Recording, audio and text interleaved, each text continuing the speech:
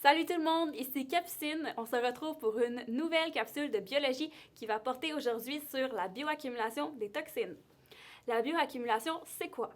C'est l'accumulation d'un contaminant dans l'organisme qui peut provenir soit de son environnement ou de son alimentation. On parle de bioaccumulation quand un organisme absorbe le contaminant plus rapidement qu'il le rejette. Il y a deux types de bioaccumulation. La bioconcentration est le premier type.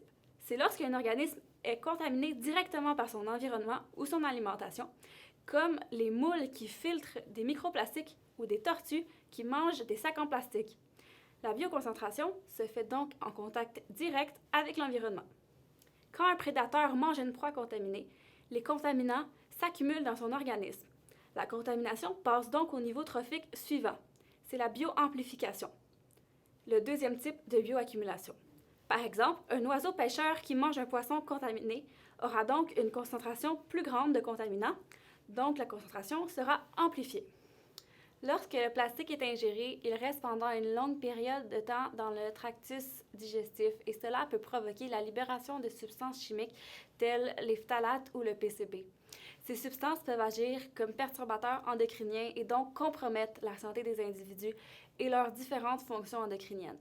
Toutes ces molécules toxiques qui s'accumulent font partie des perturbateurs endocriniens qui vont avoir des effets sur la croissance, l'expression des gènes et la reproduction.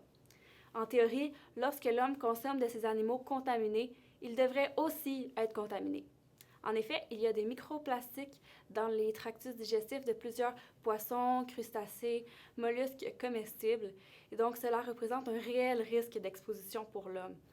Le risque est encore plus élevé dans les cas d'ingestion complète, c'est-à-dire manger tout le poisson, même avec son système digestif qui comprend du plastique.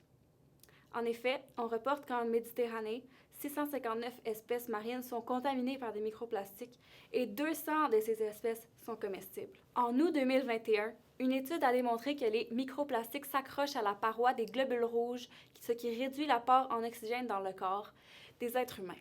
Les plastiques ont donc des réels effets sur nous, mais peu de recherches sont faites.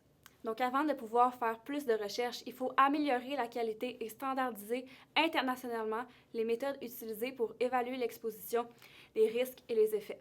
En attendant, il est vivement conseillé de réduire l'accumulation de ces microplastiques dans l'environnement.